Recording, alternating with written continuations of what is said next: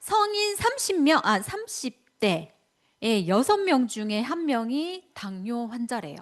그리고 65세 이상 3명 중에 1명이 당뇨라고 합니다. 그런데 이거는요, 질병관리청에 이제 일단 드러난 거고, 내가 당뇨인가 아닌가 알지 못하는 사람들이 2명 중에 1명이래요. 그러면 너무 확률이 높은 거잖아요. 그죠? 그래서 한국인들 사이에서 특히나 당뇨가 너무 많다라고 얘기를 드리고요. 제가 이제 그러면 왜 그럴까? 뭔가 문제가 있는 거잖아요.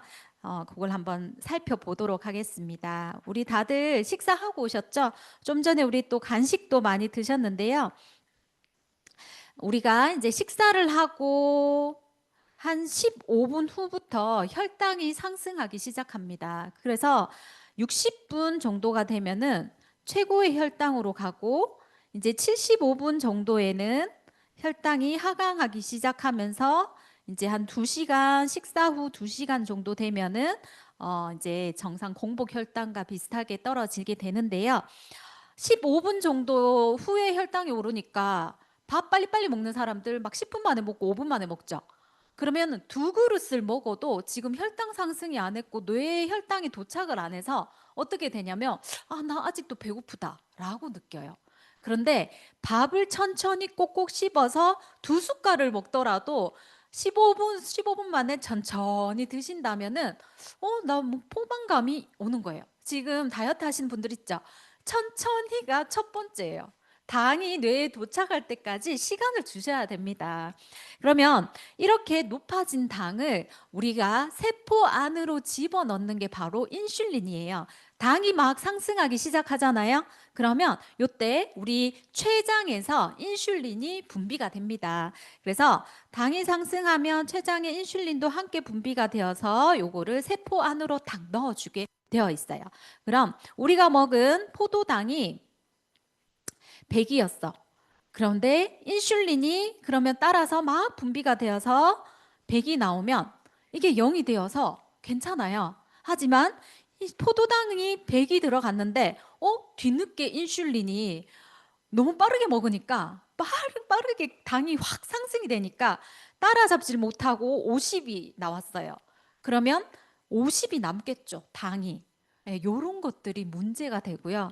특히 또 인슐린이 적응이 이 차이가 생겨가지고 인슐린이 더 많았어. 그러면은 남아도는 인슐린도 혈관을 부식시키기 때문에 굉장히 안 좋습니다. 왜 이런 차이가 발생하느냐 봤더니 우리가 이제 당을 확 올리는 걸 먹었어요. 방금도 초콜릿도 먹고 달달한 거 이런 것들을 먹었습니다. 그렇죠? 식이섬유가 없는 이런 탄수화물이나 당 먹으면은 인슐린이 빠르게 큰일 났다. 빠르게 같이 막 나와요. 그러면 이 당을 빠르게 내려가게 하겠죠. 인슐린이 떨어뜨리게 합니다. 그러면 저혈당 증세가 또 와요. 그래서 우리 뇌에서 에너지원으로 빨리 이 지방의 걸 부셔가지고 에너지원으로 쓰면 되는데 그렇게 하지 않고 현금처럼 바로바로 에너지원으로 쓰는 게 포도당이거든요. 그래서 또 땡겨요. 밥 먹고 돌아서면 믹스커피가 또 땡겨. 그래서 또 당을 확 섭취를 합니다. 그러면 또 인슐린이 확 나와가지고 빠르게 당을 내리겠죠. 그래서 또 내립니다. 그래서 이 저혈당으로 오가고 고혈당과 저혈당이 오가게 되는데 이게 스파이크처럼 생겼다고 해서 이게 혈당 스파이크라고 하는 거죠. 혈당 스파이크가 지속이 되면요. 어떻게 되느냐? 우리 췌장에서 아이고 인슐린을 이제 만들어야 되는데 너무 무리하고 있잖아요, 지금. 췌장도 이 췌장이 예후가 굉장히 안 좋은 장기 중에 하나입니다. 뭔가 문제점이 발생을 하면은 얘는 암이다 하면은 바로 이제 아무리 돈 많은 스티브 잡스도 뭐 파바로티인가 하여튼 그 사람들도 췌장이 안 좋아서 돌아가셨잖아요. 그러니까 췌장이 안 좋은 사람들은 되게 예후가 안 좋다라고 얘기를 하거든요. 왜냐하면 이렇게 인슐린도 분비를 하고요. 각종 소화 효소도 분비를 하기 때문에 아직도 우리 과학이 많이 정복하지 못한 장기 중에 하나입니다. 그래서 췌장이 인슐린을 계속적으로 만드니까 너무 무리하게 되겠죠. 그런데 인슐린을 만드는 영양소도 같이 먹어주면서 그렇게 하면 괜찮은데 너무 당덩어리만 먹게 되니까 우리가 인슐린을 만들려면 이것도 호르몬이거든요. 우리가 먹은 단백질과 크롬도 있어야 되고요. 또 마그네슘, 비타민 D 이런 것들이 다 필요해요. 근데 그런 영양소들은 부족한데 자꾸만 췌장만 이제 무리하게 하는 거죠. 영양소는 주질 않고 만드는 영양소는 부족한데 자꾸만 당이 들어가다 보니까 이런 어, 혈당 스파이크가 일어나면서 그다음부터는 인슐린이 나는 몰라. 나 이제 더 이상 일 안 할래. 라고 인슐린 저항성이라는 게 생깁니다. 요게 이제 당뇨가 시작되는 신호예요. 그래서 그 혈당 스파이크가 일어나는 사람들은 나는 밥 먹고 돌아서면 뭐가 달달한 게 땡겨. 나 또 돌아서면 과일을 먹어야 되고 또 돌아서면은 자꾸 저혈당 증세에 덜덜 떨리는 이게 와. 요게 이제 그 혈당 스파이크의 인슐린 저항성이 생기기 직전이다. 나 당뇨가 좀 올 것 같다라고 생각을 하시면 됩니다. 인슐린 저항성이 왜 문제가 되냐면요. 자, 우리 인슐린은 세포 안으로 아까 얘기했듯이 세포 안으로 당을 집어넣게끔 데리고 들어가는 그게 바로 키를 여는 게 바로 인슐린이에요. 혼자서 포도당이 덜렁덜렁해서 세포 안으로 못 들어가요. 인슐린이 데리고 들어가야 됩니다. 근데 얘가 이제 인슐린 저항성이 생긴 거예요. 나 이제 일 안 해. 못 데리고 가겠어. 라고 하면은 어떻게 될까요? 세포 안으로는 못 들어가요. 이 당이 세포 안으로 못 들어가고 바깥에 막 당이 떠도는 거예요. 자, 그러면 혈액 속에 당이 넘쳐나겠죠.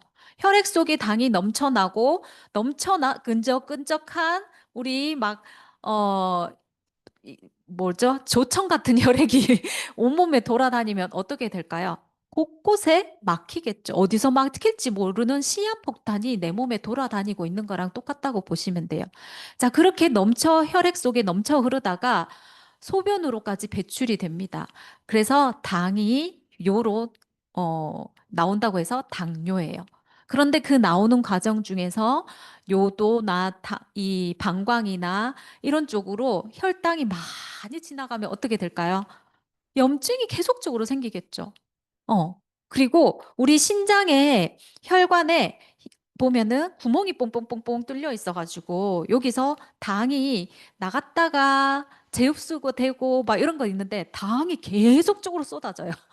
그러니까 이 신장도 빠르게 망가지는 거예요. 자, 그래서 당뇨는요, 자, 세포로 들어가지 못한 당이 과도하게 혈관에 많이 떠돌고 그게 소변으로까지 나오면서 각종 장기를 계속적으로 염증이 생기게 하고 신장에 있는 작은 이런 것들에 이제 염증이 생겨서 신부전 이런 것들도 일으킨다. 그게 이제 당뇨인 거예요.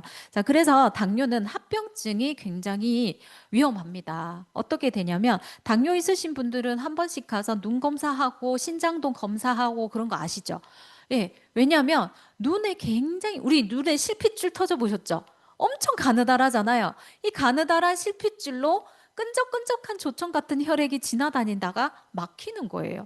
그러면 실명이 오는 거죠. 그래서 실명이 오나 안 오나 검사를 계속적으로 해야 됩니다. 그리고 아까 얘기 드렸듯이 정말 실사자, 공구자, 사구체, 정말 이 가느다란 혈관이 모여 있는 덩어리가 바로 이 또 신장이잖아요. 신장이 또 빠르게 망가집니다. 이 지나오는 길이 다 망가진다고 보시면 돼요. 혈관도 잘 부식이 돼서 어디에서 터질지 몰라요. 정말 시한폭탄 같은 게 진짜 당뇨거든요. 그래서 합병증이 무섭다. 그리고 뻑뻑하니까 심장과 말초신경부터 망가지기 시작합니다. 그래서 발에 뭔가가 부러지는데도 난 느끼지 못해. 왜? 신경이 망가졌으니까. 신경이 망가졌으니까 다리를 잘라내도 나는 감각이 없어. 부딪혀서 망가졌는데 뭐 난 느낌이 없어. 그래서 말초신경, 손가락, 발가락, 치매 이런 것들도 한꺼번에 오게 되는 게 당뇨기 때문에 굉장히 무서운데 이게 너무나 많다는 거예요. 뭐 때문에 우리가 식습관을 당이 혈당이 확 오르는 거기서부터 시작이에요. 그래서 우리가 잘 씹는 거, 혈당을 천천히 오르게 하는 거, 식이섬유 정말 같이 드셔야 되고요. 거친 음식을 드셔야 됩니다. 네, 이 잘 씹는 것부터가 시작이다. 그래서 아까 여기 한 번 더 있는데 이게 콜라 이런 거 많이 드시는 분들 있죠. 당을 확 오르게 하는 정말 당뇨 환자들 보면 이런 거 진짜 많이 드세요. 이제 콜라 이런 거 많이 드시고 달달한 커피 이런 거 많이 드시고 믹스 커피 많이 드시고 예, 급격하게 이렇게 당이 확 오르니까 또 급격하게 인슐린이 확 나와가지고 우리가 이제 췌장이 더 이상 일을 못하겠다 이렇게 정리가 되시죠? 네, 이런 것들이 이제 당뇨라고 보시면 됩니다. 자, 그런데 우리가 그러면은 자, 일단 제가 방금 말씀드렸던 거는요, 이형 당뇨, 요거를 이런 생활 습관, 옛날에 당뇨는요, 성인병이라고 불렀어요. 그런데 제가 대학교 때쯤인가 생활 습관병으로 바뀌었어요. 생활 습관에 의해서, 식습관에 의해서 유전적인 것보다 생활 습관에 의해서다라고 해서 생활 습관 병이라고 바뀌었고, 그거를 바로 2형 당뇨, 제가 방금 말씀드린 원리로 되는 게 2형 당뇨고요. 1형 당뇨는 췌장에서 아예 이 인슐린을 잘 못 만드는 선천적인 사람들도, 췌장의 기능이 떨어지신 분들, 요게 이제 1형 당뇨인데, 그런 분들 말고는 2형 당뇨는 충분히 우리가 영양소와 식습관과 생활 습관을 관리함으로써 개선을 할 수가 있습니다. 그래서 생활 습관 병인 거거든요. 자, 그래서 우리가 이제 당뇨, 요럴 때 이제 당뇨약을 처방을 받죠. 당뇨약을 처방을 받는데 어떤 거 드시는지 딱 보면은, 당뇨약 내가 먹었는데 당뇨병 나았다고 하는 분 보신 적 있어요? 당뇨약도 그렇고 고혈압약도 그렇고 고지혈약도 그렇고 한 번 시작하게 되면은 못 끊겨요. 끊으면 큰일 나는 줄 알아요. 그런데 그걸 10년씩 20년씩 먹으면서 낫지 않잖아요. 그런데 사람들이 당뇨약을 먹으면 낫는다고 생각을 하거든요. 그걸 10년씩 20년씩 먹으면서. 네, 그러면 그 당뇨약이 어떤 걸 처방받는지 한번 보면은, 일단 제가 챗GPT한테 물어봤어요. 당뇨약의 약리 기전별로 한번 정리를 해달라라고 했더니 이렇게 정리를 해주더라고요. 어떻게 나와 있냐 보니까, 자, 일단 아까 우리 췌장에서 인슐린을 분비를 한다고 했습니다. 이 췌장에 인슐린을 더 만들어. 야, 췌장아 더 만들어. 췌장의 베타 세포를 자꾸 쥐어박는 애가 있어요. 그게 바로 인슐린 분비 촉진제가 있습니다. 뭐 영양소를 주고 더 뭐 이렇게 하는 게 아니라 자꾸 췌장 보고 왜 일 안 해? 일 안 해? 인슐린 왜 안 만들어? 자꾸만 쥐어박으면 어떻게 될까요? 거기에 결절이 생기고 암이 생기겠죠. 그래서 자꾸 이렇게 과도하게 일을 하라고 하는 거예요. 그리고 요 약은 뭐냐면은 우리가 이제 그 수용체가 막아버린다고 했죠. 더 이상 인슐린 나 일 안 해 라고 하는데, 이 수용체 입을 찢는 거예요. 찢어가지고 억지로 들어가게 하는 거예요. 포도당을.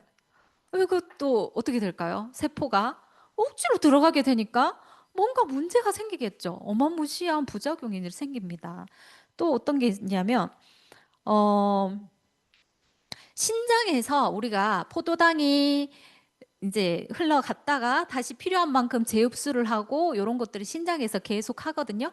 재흡수를 못하게 하는 거예요. 바로 당으로 계속 빠지게끔 하는 거예요. 그러니까 당뇨이신 분들이 자꾸 뭔가 말라가요. 물도 계속 목도 마르고 다갈, 다뇨, 이제 배도 계속 고파요. 저혈당 증세가 계속 오거든요. 그런 거, 신장에 재흡수를 못하게 하는 거. 뭐 그래서 여기 약들을 보면은 탄수화물 분해 억제. 탄수화물 못 분해해서 우리 소화 잘 돼야 되는 거 아시죠? 잘 분해해야지만 소장에서 흡수를 잘하고 대장에 찌꺼기가 남지 않고 이렇잖아요, 원리가. 그런데 포도당을 탄수화물 분해하는 거, 소화 효소를 억제하는 거. 요런 약이 있어요. 그거를 평생 먹으면 어떻게 될까요? 지금 입 찢고 쥐 패고 막 이런 것들이 다 억제제 뭐 이런 것들이에요. 그러다 보니까 어 이제 나중에는 이 췌장이 망가지는 그런 약에 약을 추가가 계속적으로 되는 이런 사태가 발생을 합니다. 그러면 우리가 이제 생활 습관으로 그리고 영양소로 어떻게 하느냐? 일단 호르몬이 정상화되려고 하면요. 호르몬이 정상화되려고 하면 우리가 단식이라는 걸 좀 해줘야 돼요. 탄수화물을 일정 기간 동안 먹지 않는 단식이 필요한데요. 그래서 우리가 45일 프로그램이 있었거든요. 3일 동안 단백질을 먹으면서 탄수화물을 먹지 않는 그런 시간을 다 어떤 프로그램이든 보면은 디톡스든 또 21일 이게 스위치온 호르몬 정상화시키는 스위치온이든 45일이든 다 앞에 3일 동안 단식 기간이 있습니다. 단식을 해야지만 호르몬들이 정상화가 돼요. 탄수화물이 들어가지 않는 3일을 해야지만 뭔가가 이제 정리가 되거든요. 그래서 인슐린의 저항성을 개선시키는 것부터가 처음이기 때문에 이분은 31년간 4개의 당뇨 약을 먹어서 정말 힘이 없었고 자기가 무슨 연주자였는데 그 불힘이 없어가지고 연주를 못했는데 단 45일 동안 프로그램을 했는데 내가 당뇨병을 나았고 4개의 약을 다 끊고 약 연주를 하는 것으로 시작을 했거든요.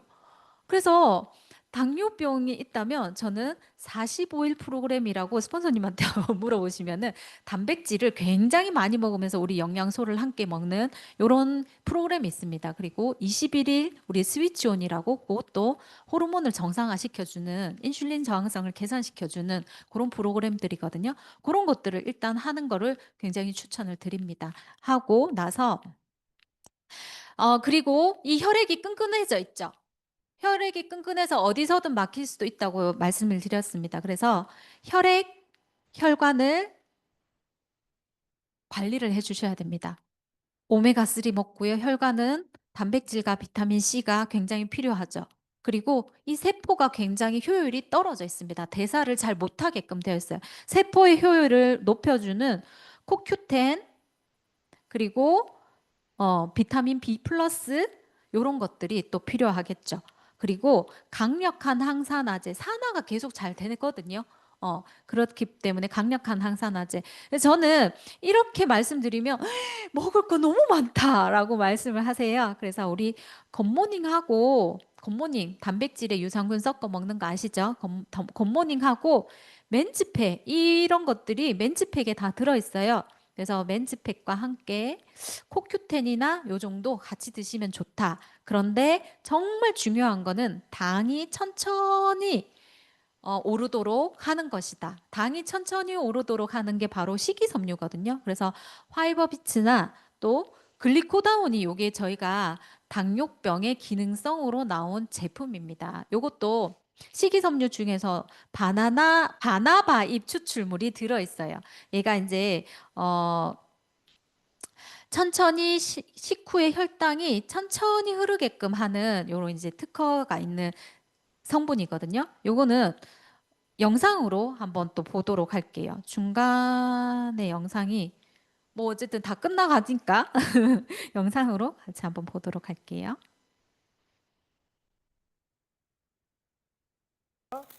자, 볼까요? 오, 아, 체지방 감소. 예. 너무 반가운 효능인데요. 예. 비만을 해결하는데 바나바잎이 많은 도움이 되는데요. 예.